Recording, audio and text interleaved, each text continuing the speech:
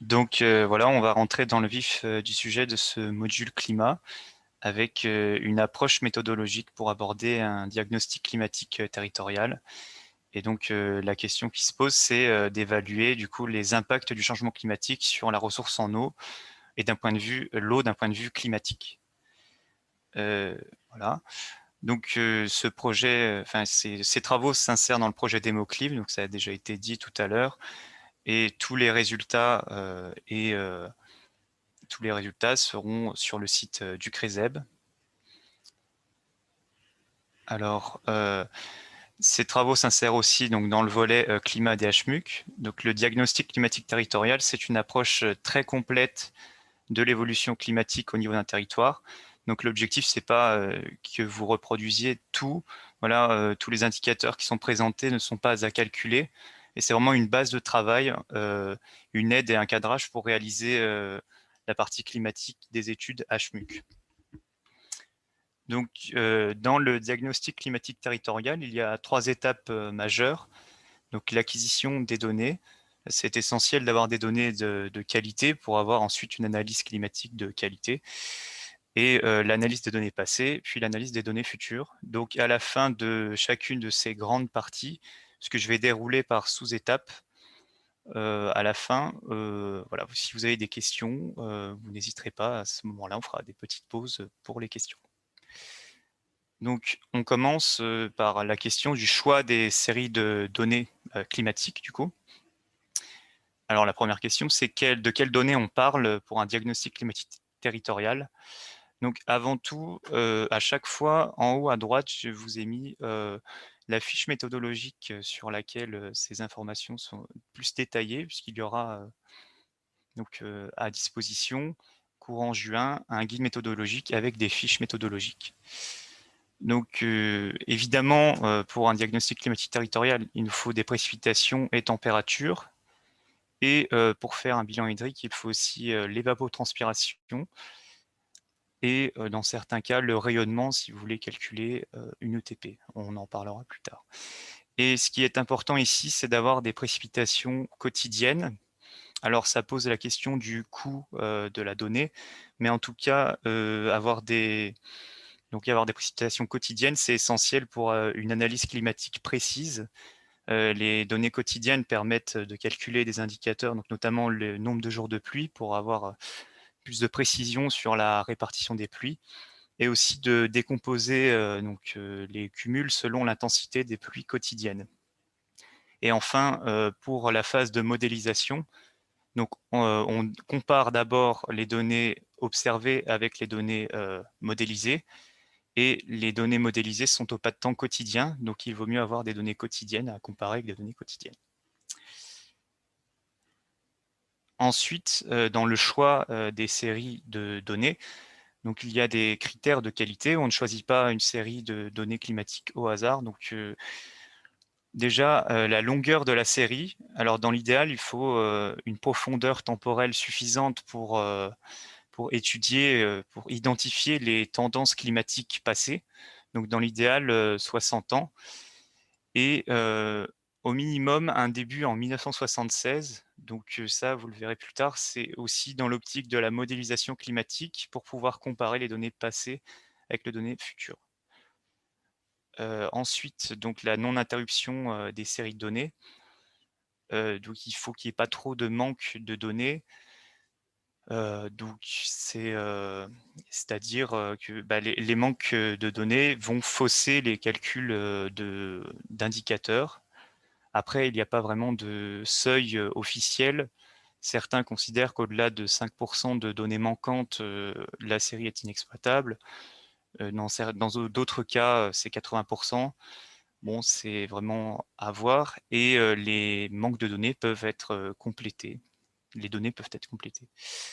Et un autre critère important, c'est l'homogénéité statistique de la série de données, puisque la mesure de la pluviométrie est très sensible à, par exemple, une modification du système de mesure. Donc, par exemple, on déplace le pluviomètre de quelques mètres et ça va créer une rupture dans la série de données. Les ruptures observées, c'est parfois 20%, donc jusqu'à plus ou moins 20%, entre avant et après la date du déplacement de l'appareil. Donc il faut travailler sur des séries qui ont été corrigées par Météo France et dans l'idéal avec un facteur correctif de moins de 10%. Donc j'ai répertorié les séries climatiques. Donc c'est les séries de données de pluviométrie qui répondent à ces critères. Donc on en a une soixantaine sur le territoire breton. Alors il y a un code couleur, voilà, en fonction de la qualité des séries de données. Donc lorsqu'on a les séries en rouge, ce sont les séries non homogénéisées, puisque le travail d'homogénéisation, c'est un travail très long et qui est en cours par Météo France, mais qui n'est pas terminé. Donc, au-delà des critères de qualité, il faut aussi prendre en compte la répartition géographique des stations. Donc, choisir 3 à 4 stations par bassin versant.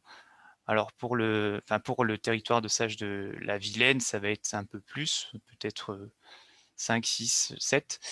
Et l'important, c'est d'avoir une répartition entre l'amont et l'aval, littoral intérieur, et de prendre en compte le relief.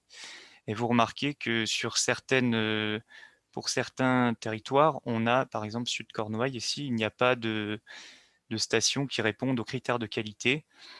Alors, ce qui est recommandé, c'est d'utiliser au moins une série de qualité qui est voisine.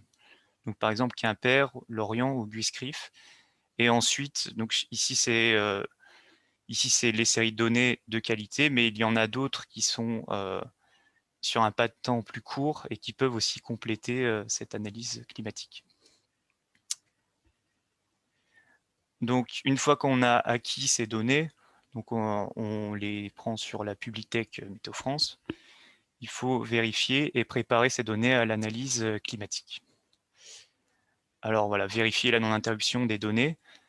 Donc, s'il y en a certains, il est possible de compléter les données manquantes donc par extrapolation spatiale ou temporelle, c'est-à-dire, imaginons il manque le mois de février 1992, on peut compléter donc cette donnée en prenant la donnée de la station voisine, la donnée du mois de février 92 de la station voisine, ou alors la donnée du mois de février, la donnée moyenne des mois de février, on complète. Ça, c'est un choix à faire, voilà, compléter ou pas les données manquantes. Mais globalement, en général, sur les séries de données Météo France, il n'y a pas tant de manque de données que ça.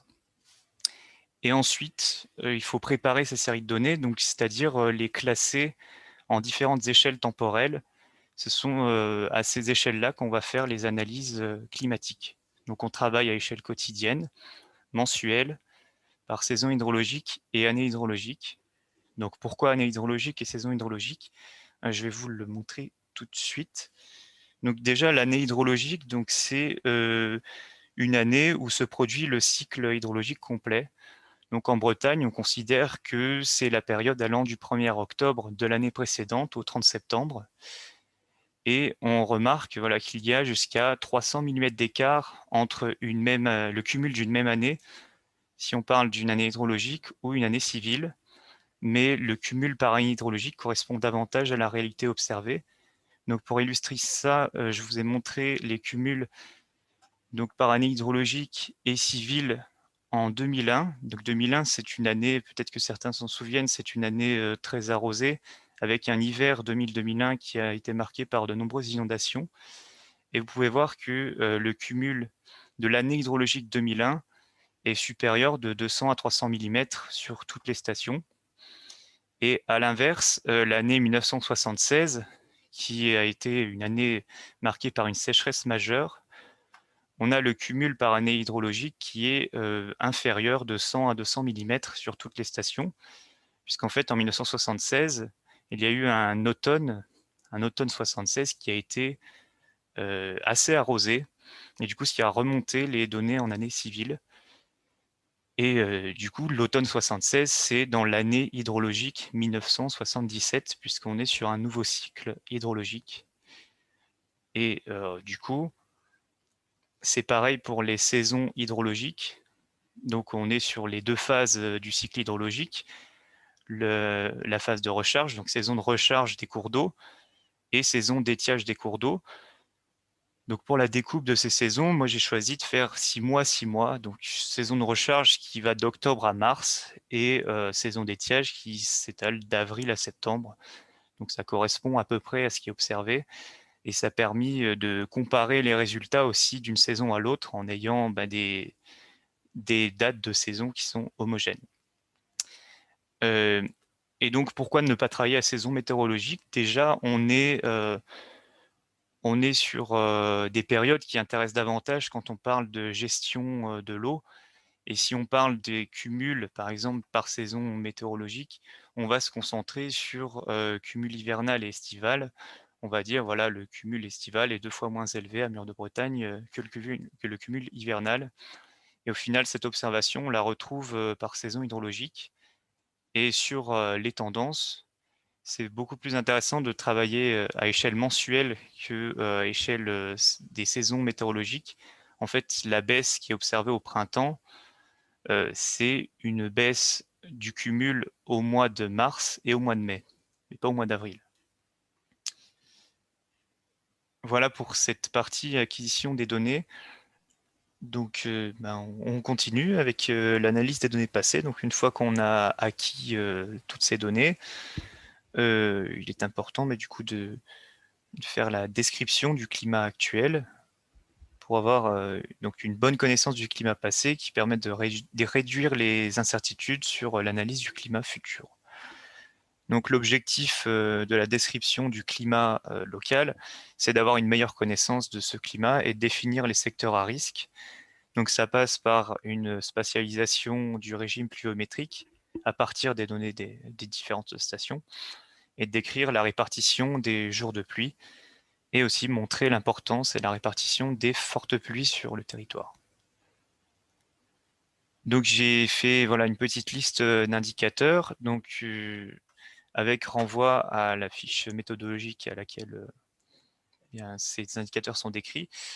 Donc on va parler principalement ici des cumuls pluviométriques et nombre de jours de pluie. Donc le reste c'est décrit voilà, dans le guide. Alors d'abord évidemment classique en climatologie on fait des moyennes, c'est quelque chose d'assez simple mais il y a quand même un petit point de vigilance, c'est la période sur laquelle on fait des moyennes. Donc en climatologie on travaille sur 30 ans minimum et c'est intéressant de travailler sur des normales climatiques, donc c'est-à-dire des périodes homogènes. Et la normale climatique, donc c'est 3 décennies complètes avec la première année qui commence par un 1. Donc la normale climatique actuelle, enfin, la dernière normale climatique, c'est 1991-2020. Et donc on peut faire par exemple le cumul moyen mensuel et ça nous donne le régime pluviométrique, c'est-à-dire bien comment sont réparties les pluies dans l'année sur la station en moyenne. Et donc on peut décrire ce régime pluviométrique et décrire sa variabilité temporelle et spatiale donc, de ce régime. Par exemple, ici, on a 2 stations qui sont très contrastées, un Guiscrif qui est vraiment dans l'ouest Bretagne, donc une zone très arrosée, et Fougères à l'est Bretagne. Et on peut voir que sur la région, voilà, il y a vraiment des régimes qui sont quand même assez contrastés.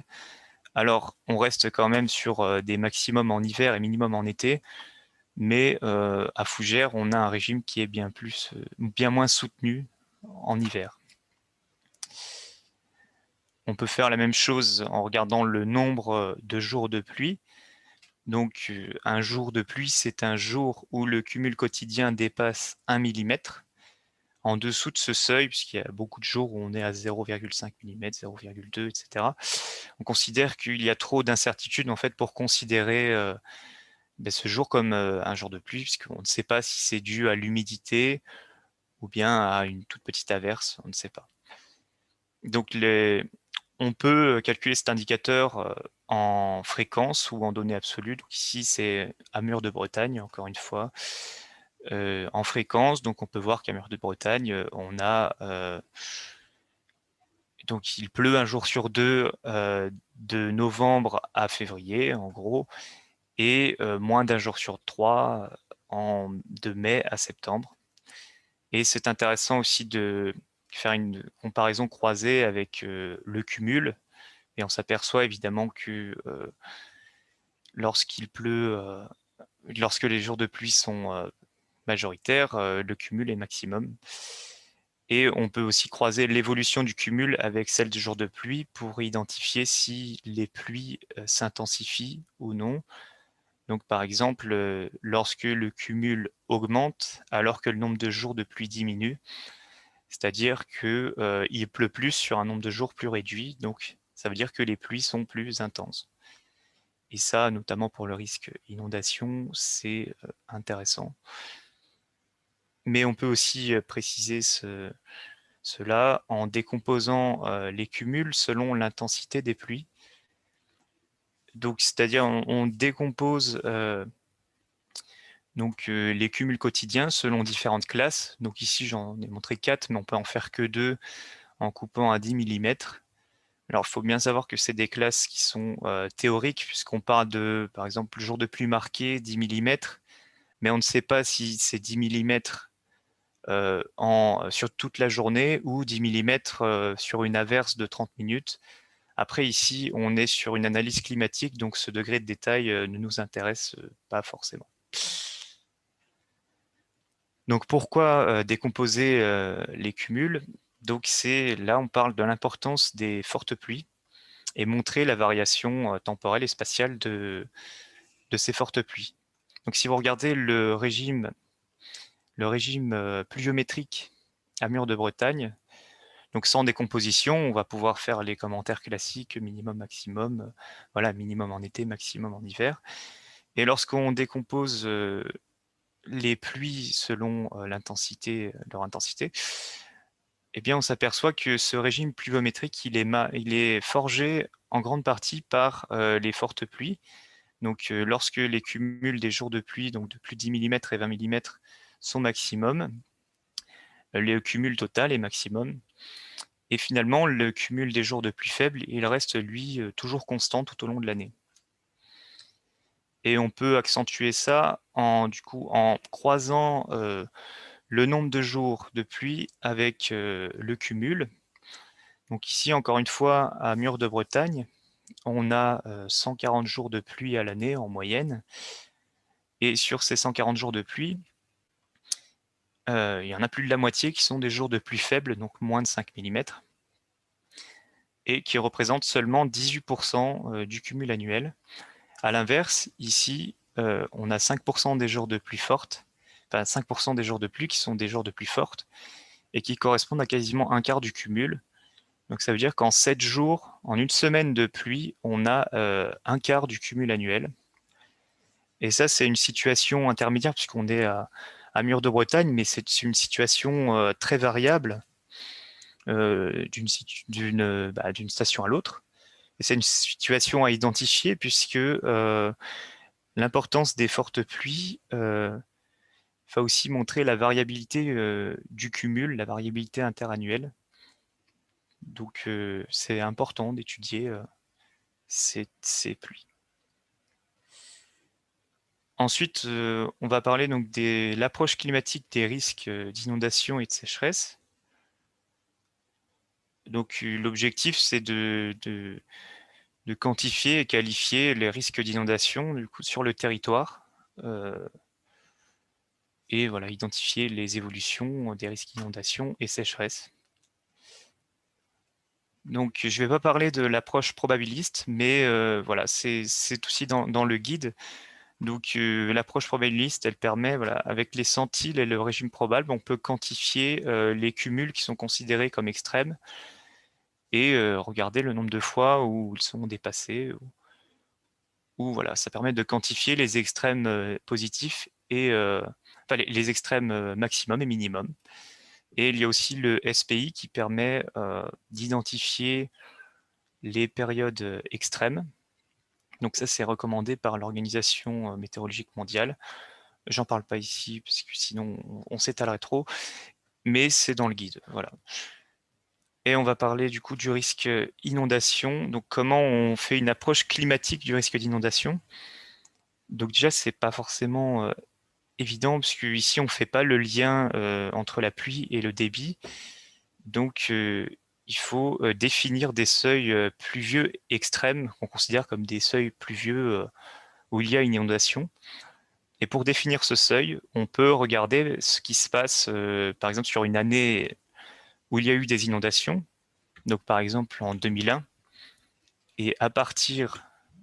Ah, il y a un micro d'ouvert là, je crois. À partir de... Ah, pas de souci.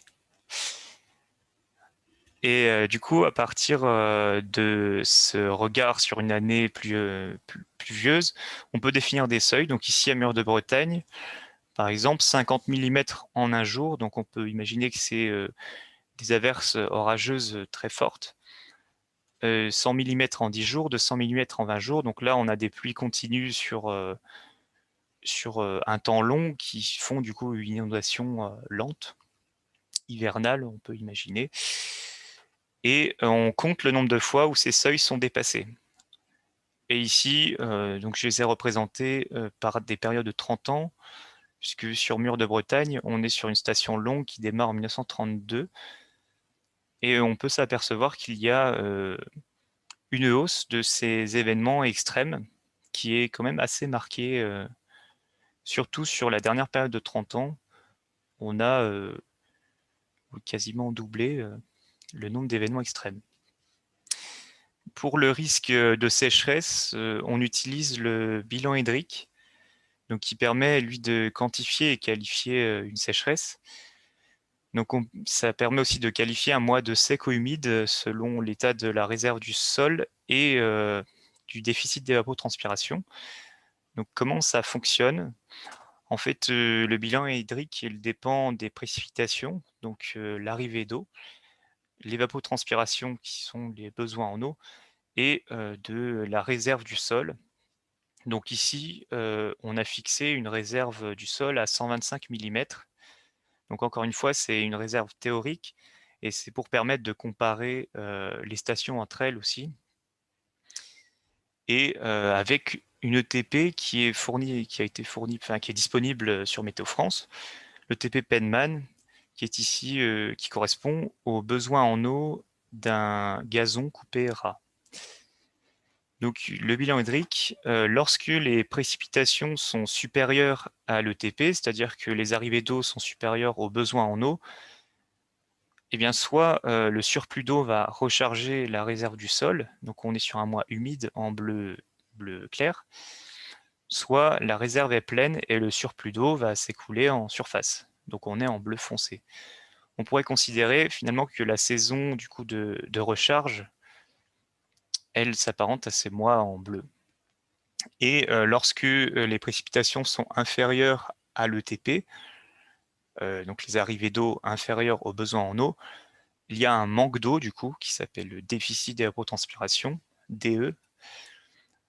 Et ce manque d'eau, il est en partie compensé par la réserve du sol.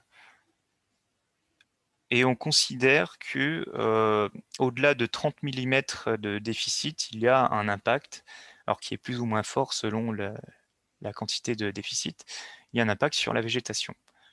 Donc c'est les mois jaune, orange et rouge.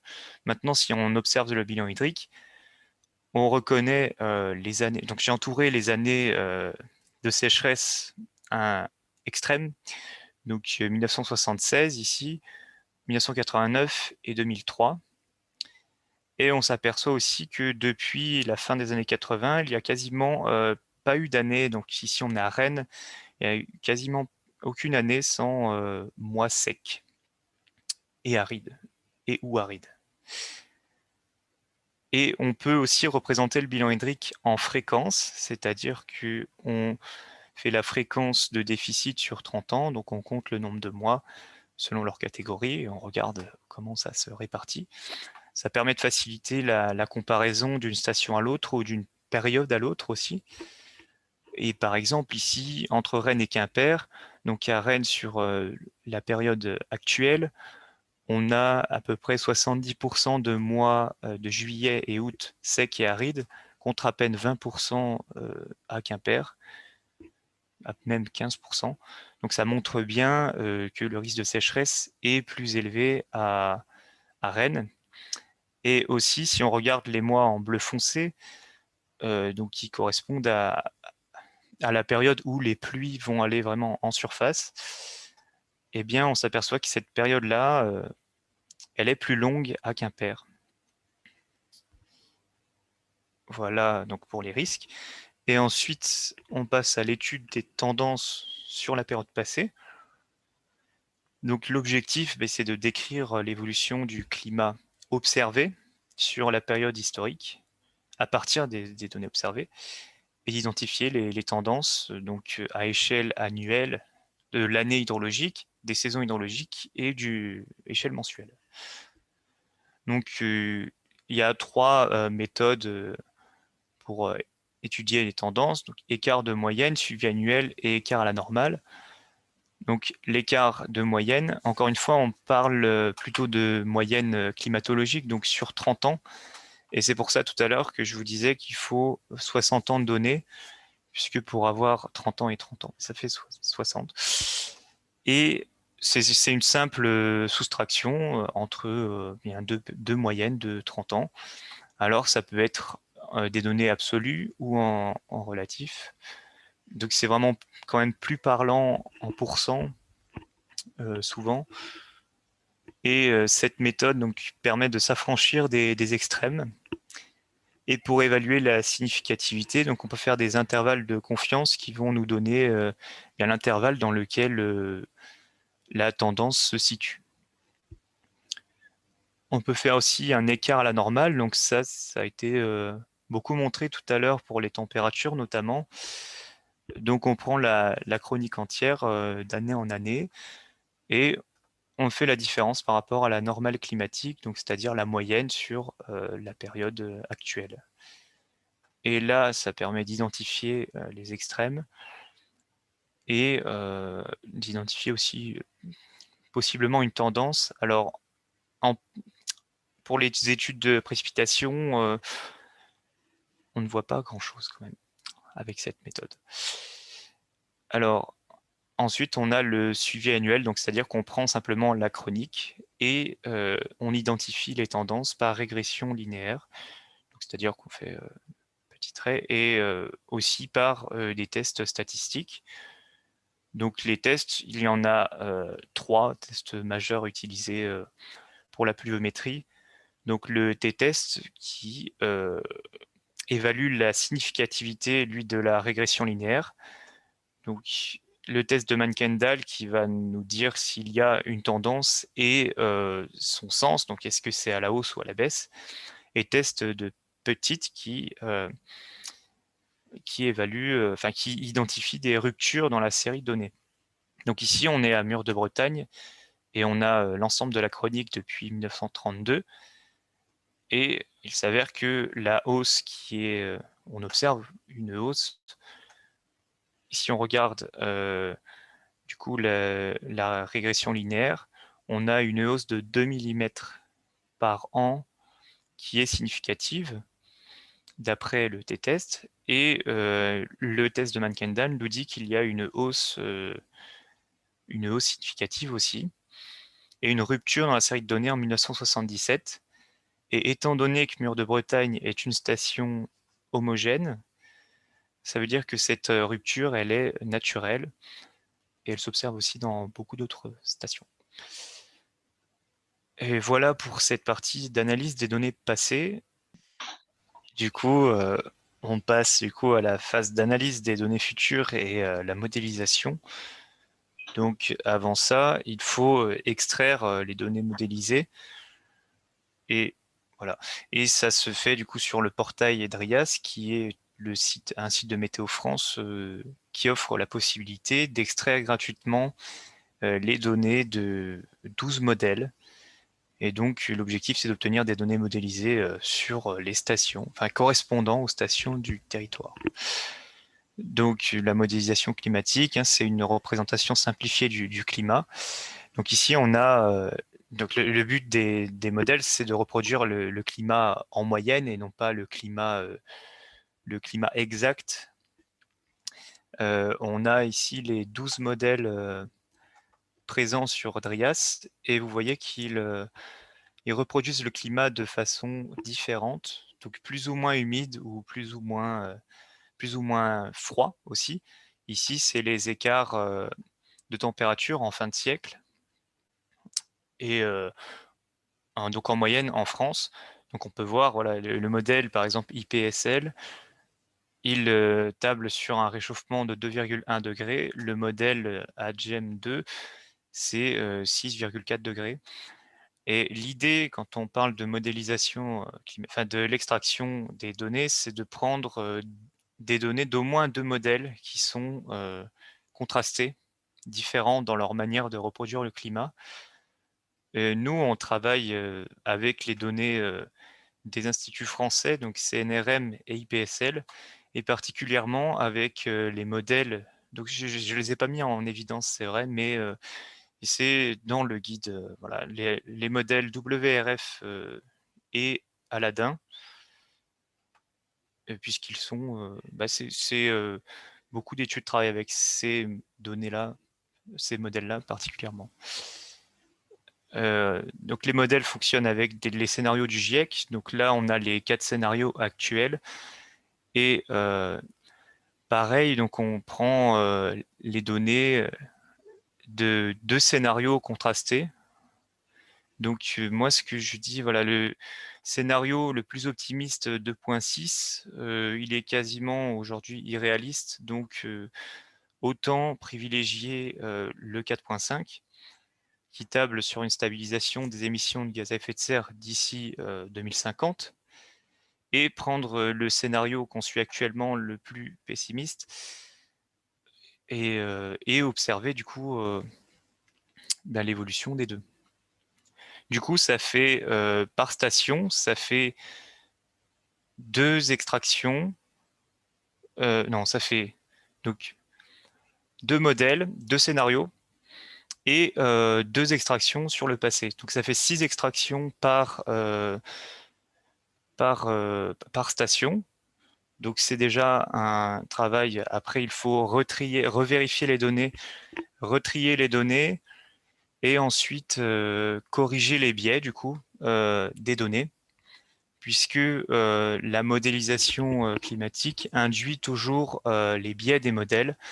Et il est important de rendre compte de ces biais et de les corriger afin d'avoir des données qui sont plus réalistes et exploitables. Puisque l'objectif, c'est vraiment de comparer les données qu'on a observées avec les données modélisées. Sur Drias, il est possible d'avoir les évolutions à long terme, enfin à horizon moyen et lointain, mais ces évolutions, elles sont par rapport aux données modélisées passées. Et du coup, il y a forcément des biais qui sont importants. Et nous, pour une analyse plus précise, on veut vraiment comparer le passé observé avec le futur modélisé.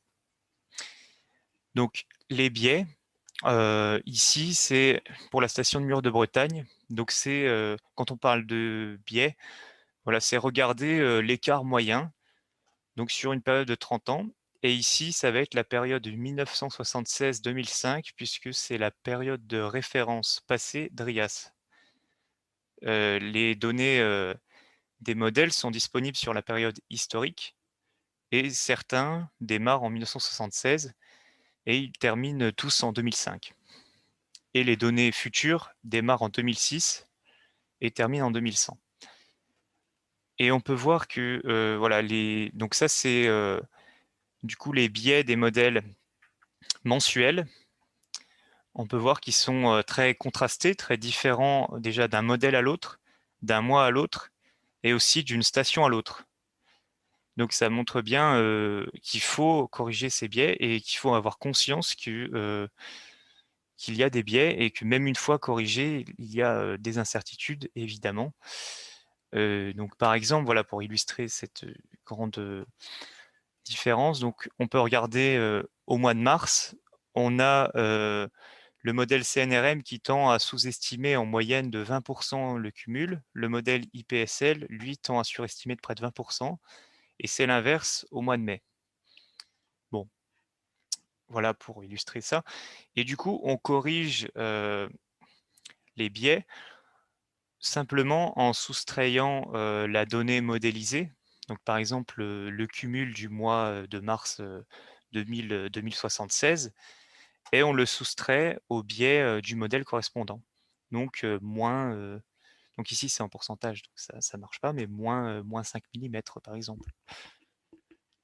Voilà, donc c'est quelque chose d'assez simple, la correction des biais, mais qui peut être assez long, et c'est important de le faire.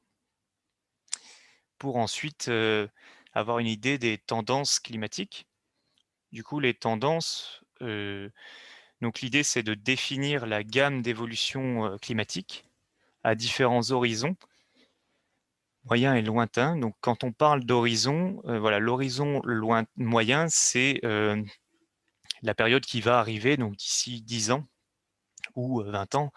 Donc, c'est la période moyenne 2031-2060 ou 2041-2070. Et il est conseillé, donc dans l'analyse des données futures, il est conseillé de travailler à une date de départ 10 ans après la date actuelle, puisque il y a trop d'incertitudes en fait sur l'évolution climatique dans les 10 ans à venir, dû aux différents courants marins, etc., etc. Et du coup, on considère que voilà, le climat à horizon 10 ans, on ne sait pas, mais après, voilà ce qui se passe. Donc, l'objectif, c'est d'identifier les convergences et divergences entre les différents modèles et les différents scénarios. Donc ici, on a, c'est une convergence majeure que j'avais identifiée au cours de mon stage. C'est une convergence entre les deux modèles, du coup, les deux modèles contrastés, donc le modèle du CNRM et de l'IPSL. Et pour chaque scénario, donc le 4.5 qui est le scénario intermédiaire et 8.5 qui est le scénario dit pessimiste. Et ici, on a l'évolution des cumuls à horizon moyen, donc par rapport à la normale. Donc ici, c'est 2019 puisque c'était des résultats de l'an dernier. Et on observe une convergence du coup vers plutôt une hausse des cumuls en saison de recharge. Donc ici, il n'y a que 3 stations, donc peut-être que voilà, c'est plus incertain, mais en tout cas, quand on prend plus de stations, c'est plus clair. Et plutôt une baisse ou stagnation en saison d'étiage. Et voilà, donc par exemple, des résultats intéressants. Et cette comparaison à horizon moyen et lointain, on peut le faire sur tous les indicateurs qu'on a décrits précédemment, les indicateurs descriptifs du climat, donc nombre de jours de pluie et cumul, et la décomposition des cumuls qui donnent des résultats partiels, on va dire. Ensuite, on s'intéresse du coup à l'évolution des risques futurs pour permettre d'identifier du coup les besoins d'adaptation face à ces risques. Donc pour le risque inondation, donc on reprend ce qu'on avait fait tout à l'heure, c'est-à-dire regarder le nombre de fois où on dépasse un certain seuil. Donc ici, 100 millimètres en 10 jours, et on compte le nombre de fois où ça se produit par décennie. Donc voilà, ici on a les données observées, du coup un trou sur la décennie actuelle, et les données modélisées. Ici, on s'aperçoit qu'avec le scénario 4.5, par exemple, à Mur de Bretagne, du coup, on a un nombre d'événements qui reste stable, qui augmente légèrement, mais reste stable, et une variabilité décennale qui est assez réduite, tandis qu'avec le scénario 8.5, donc le scénario pessimiste, on a une tendance à la hausse qui est assez nette, et aussi une grande variabilité décennale, c'est-à-dire que en 10 ans, voilà, on peut avoir 30, on peut dépasser 30 fois ce seuil, ou bien 13, 14 fois. Voilà. Donc voilà pour l'estimation du risque d'inondation. Et pour le risque de sécheresse future, donc là, c'est avec le bilan hydrique qu'on peut faire avec les données modélisées, donc les données de précipitation modélisées, corrigées. Ici, on a des résultats alarmants. Donc c'est ce que je vous avais montré tout à l'heure, la fréquence sur 30 ans, la fréquence mensuelle de déficit. Et on observe que, donc on a ici, c'est le modèle CNRM. En haut, on a le scénario intermédiaire, donc 4.5, et en bas, le scénario pessimiste. À gauche, c'est l'horizon moyen, et à droite, c'est l'horizon lointain, donc la fin d'un siècle. Et on observe donc des résultats très alarmants, les mois arides qui deviennent majoritaires en juillet-août, et voire quasiment permanents juillet-août pour le 8.5 en fin de siècle. Alors après, attention, puisque ces résultats sont issus de modélisation, des données de précipitation modélisées, corrigées, et on a un souci pour les données d'ETP, puisqu'il n'y a pas de données d'ETP sur DRIAS à l'heure actuelle. Peut-être que ça viendra, mais pour l'instant, on n'a pas de données d'ETP, et il n'y a pas non plus de données de rayonnement pour tous les modèles. Donc, je crois qu'il y en a pour les modèles du CNRM, mais pas pour ceux de l'IPSL. Et donc, c'est une des difficultés majeures. C'est-à-dire que le rayonnement est un paramètre essentiel pour calculer le TP. Donc, la conclusion, c'est qu'il faut calculer le TP et estimer le rayonnement si on veut faire un bilan hydrique futur. Et du coup, j'ai cherché, au cours du stage, on a cherché une méthode qui se rapproche de calcul de TP. L'objectif, c'est d'avoir une ETP qui se rapproche le plus de l'ETP Météo France, qui est considérée comme la référence. Donc ici, c'est l'ETP moyenne sur la période 1991-2019. En jaune, c'est le TP Météo France, donc la référence. Et on a trouvé que l'ETP turc, du coup, qui est une formule qui intègre le rayonnement, est déjà assez proche. Donc c'est la méthode la plus proche de l'ETP Météo France. Mais on a toujours ce problème du rayonnement qui n'est pas disponible sur DRIAS.